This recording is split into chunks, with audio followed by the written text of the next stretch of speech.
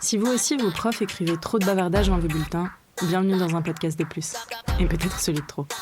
Au micro, Kenza, Manon et Gabriel vous souhaitent une bonne écoute.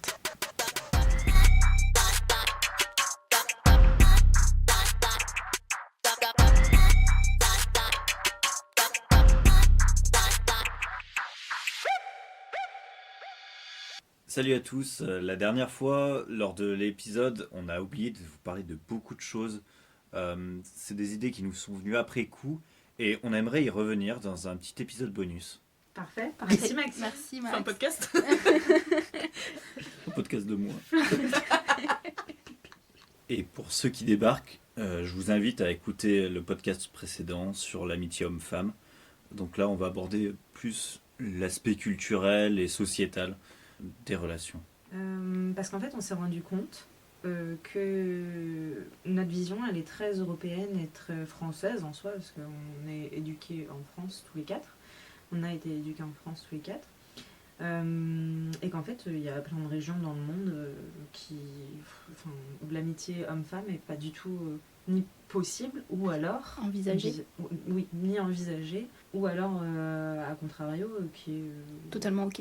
ouais, et qui même bien plus évolué, la vision en tout cas là-dessus est bien plus évoluée qu'en France, quoi, enfin, que chez nous. Ouais. Moi, ça me fait me dire justement, là on cherchait des films, des séries, etc. pour pouvoir vous conseiller. Sauf que moi, en y réfléchissant, je trouve pas, genre j'ai beaucoup de mal à trouver un film où le personnage masculin et le personnage féminin ne finissent pas ensemble. Ça se termine tout le temps en relation amoureuse avec des sentiments, etc.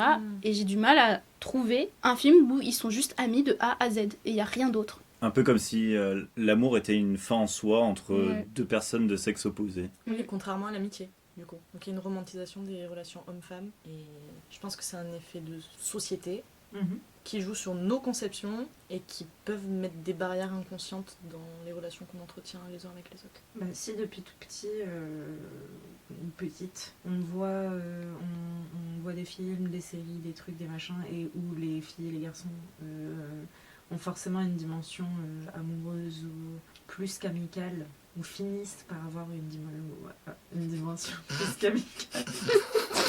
Ça, c'était le ventre de Maxime. Mais oui. Donc oui, s'il y a depuis tout petit, si on est conditionné finalement à regarder des trucs où les relations hommes-femmes sont forcément plus qu'amicales, pas étonnant que finalement ce soit aussi compliqué, quoi. On va se dire la même chose. Une femme et un homme, c'est voué à être ensemble d'une manière amoureuse. Oui, mais ça crée une espèce de règle inconsciente qu'on intègre petit à petit. Bah, et puis, en réalité, c'est un concept assez récent. Les écoles, par exemple, avant, étaient scindées. Il y avait l'école pour les filles, il y avait l'école pour les garçons, et il y avait un côté aussi très religieux qui était très présent, et donc les filles, vous voyez ce que je veux dire? Oui. Un bon clivage des garçons et des filles. Même dans l'espace public, il y a une étude là, encore une fois, vous aurez tous les liens pour aller lire les études vous-même dans la description, qui explique en fait qu'il y a très peu d'études justement sur le sujet de l'amitié homme-femme, parce que c'est un concept qui est très récent, notamment ce que tu disais quant à la scolarisation, avec les filles d'un côté, les garçons de l'autre, ça a duré, c'est très récent finalement, les écoles mixtes, l'accès aux études, l'accès à un emploi tout simplement, l'espace public est de plus en plus utilisé, mixte, comment on dit, l'espace public est de plus en plus mélangé, et c'est ce qui fait que maintenant ces questions d'amitié homme-femme se posent, parce que c'est une amitié qui peut se créer, en tout cas dans notre société actuelle en France, parce que les hommes et les femmes sont amenés à plus se fréquenter dans la société aujourd'hui par rapport à une autre époque. Et c'est vrai que c'est assez intéressant du coup de constater que finalement il n'y a pas encore assez de recul pour avoir des études très poussées sur le sujet, quoi, hors des entretiens. D'ailleurs, il y a une série qui s'appelle Mixte, je crois. Oui. Qui est sur une plateforme. Amazon Prime, si on peut citer. J'en sais rien. En tout cas, il y a une série qui traite ce sujet-là, justement, de l'arrivée des filles, du coup, dans une école, les premières filles qui arrivent dans une école qui était à la base pour les garçons. Et on n'aime pas la série, mais moi je l'ai trouvée assez intéressante. De ce point de vue-là. De ce point de vue-là, en tout cas, ouais. Oui, mais pour le coup, il n'y a pas une amitié fille-gars où il se passe pas un truc romantique. Je me souviens plus. Bah si. Si. Dans la classe, il y a un des mecs qui est souvent en duo avec la plus intelligente de la classe. Et lui, il a envie de plus avec elle, pas elle. Donc à un moment, il est en mode, je veux pas être pote avec toi du coup, puisque moi je voulais plus et toi tu veux pas, et donc ça le blesse. Après, il y a un autre couple qui se fait, mais pareil, garçon-fille, encore un autre couple garçon-fille. Il n'y a jamais un gars, une fille, juste platonique, ils sont juste potes. Par contre, ça peut amener un truc intéressant sur vraiment le sujet de l'utilisation de cet espace-là par les jeunes femmes, où tu vois que ça choque beaucoup, que ça pose problème à certains hommes, mais à certaines femmes aussi, et que ces jeunes filles qui arrivent dans cette école, en fait, elles doivent prouver plus pour montrer qu'elles ont leur place ici. Et de ce point de vue-là, même si c'est de la fiction, je trouve que ça reste intéressant à regarder. Ah oui, clairement, oui. Voilà. Pour moi, je pense qu'il y a un côté religieux traditionnel qui veut que, surtout dans les religions monothéistes, les femmes et les hommes aient leur place respective et se mélangent le moins possible. Ouais. On peut voir certains mariages où il y a les hommes sont d'un côté, les femmes de l'autre. Ouais. Donc forcément, ça encourage pas la mixité et ça nous enferme dans une espèce d'habitude où les femmes sont de leur côté, les hommes sont du leur. Il y a aussi une question qui a été posée à un anthropologue qui s'appelle Robin Dunbar. Le lien de l'interview sera en description. Le journaliste il demande est-ce que vous diriez que les hommes sont plus paresseux socialement, et moi ça m'a fait tiquer. L'anthropologue il répond que beaucoup d'hommes âgés finissent par appartenir au club des maris des amis de leurs femmes ou des amis de leurs partenaires, et ce parce que les femmes sont beaucoup plus actives socialement, notamment parce qu'elles sont plus susceptibles d'organiser des événements sociaux, qu'il s'agisse d'un dîner ou d'autres. Moi ça m'a fait tiquer parce que c'est vrai que beaucoup de mes proches filles sont responsables de mes amitiés, de nos amitiés qui durent avec des garçons. Les gars dans notre groupe d'amis organisent très peu de trucs, là où nous on va se démener, on va donner c'est un truc qui, quand j'ai lu ça je me suis dit mince.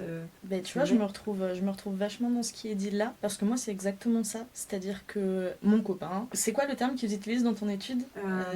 Les paresseux. hommes sont plus paresseux socialement. Je pense que mon copain en fait partie, parce que c'est très souvent moi qui m'occupe d'organiser, ou avec vous par exemple, qu'on organise une soirée où on va se voir et où nos mecs viennent et du coup se voient, mais ils auraient jamais été à l'initiative de ça. Et au-delà de ces moments-là où on rejoint mes amis, jusque-là, c'est moi qui organise, pourquoi pas, je suis obligée de le pousser aussi vis-à-vis de ses potes. C'est-à-dire qu'ils se parlent toute la journée sur les réseaux, par contre, pour se voir, c'est pas qu'ils veulent pas, c'est qu'ils en ont pas l'idée. Et si moi je dis pas, mais pourquoi t'en profites pas tel jour là, vu que t'as ta demi-journée, pourquoi t'en profites pas pour proposer à machin et truc de les voir et vous mangez ensemble? Même quand moi je viens pas, quand je m'inclus pas dedans, juste tu veux pas faire un truc avec tes potes? Et si je lui soumets pas l'idée, ça se fait pas, ou ça se fait vraiment très rarement, quoi. Donc trop marrant. Enfin, je me retrouve de ouf dans ce que dit ce monsieur. Non, mais moi j'ai expérimenté le contraire, où mon ex, dès qu'il voulait faire une activité quelconque, il propose tout le temps à ses potes, qui disent oui, qui disent non, après c'est une autre histoire, mais il était à l'initiative de voir ses potes pour le coup. J'avais pas besoin de moi de lui dire tu veux pas faire ci, ça. Non, pour lui, avec lui c'était ok, il y avait pas de problème. Ouais, en fait c'est une question de tempérament peut-être aussi. Oui. T'en penses quoi toi, Max? C'est pas la sensation que j'ai, parce que mes relations avec mes amis, femmes ou hommes, ça ne passe pas forcément par la conjointe qui pousse à se voir. Mais est-ce que toi t'inities de voir tes potes, ou t'attends qu'on vienne te chercher pour se voir? Tu penses pas forcément. Est-ce qu'on vient plus te chercher? Est-ce que des filles viennent plus te chercher en mode viens on se voit, ou des mecs? Ouais, je dirais plus les filles. Voilà, t'es paresseux, bravo. Après, peut-être c'est dû au fait que la plupart de mes amis hommes sont pas disponibles dans un environnement proche. Peut-être aussi. Oui, mais ça n'empêche pas d'organiser quelque chose pour voir tes amis loin. C'est plus compliqué. Bah oui, forcément. Je vais mourir de faim. C'est le seul constat que j'ai à faire. Je pense qu'on a fait le tour des petites choses qu'on avait à rajouter. On espère que cet épisode bonus vous aura plu. Si vous voulez réagir, on a toujours nos réseaux sociaux, Instagram, TikTok, ou même notre adresse mail, unpodcastdeplus@gmail.com. Vous trouverez toutes les informations en description. Et puis, jusqu'à vendredi prochain, bonne écoute. Bisous.